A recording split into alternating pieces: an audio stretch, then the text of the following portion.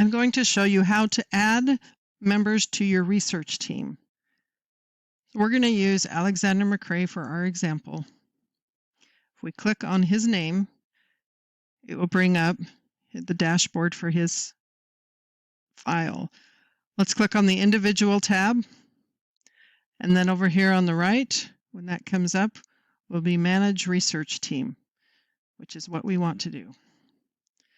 So we want to look at his research team, who is researching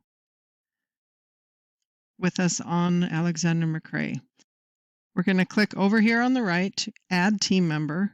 If you know the alias of the individual who's already part of the Ancestral Logs community, you can type it in here.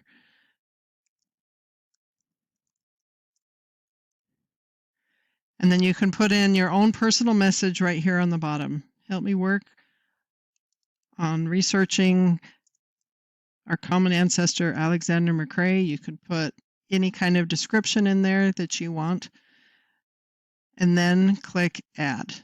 This will then add the person who's already part of the community to the research group.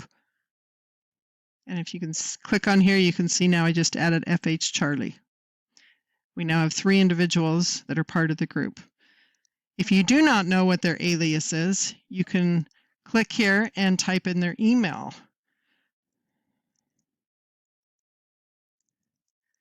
This is a fake email. And again, put in the message.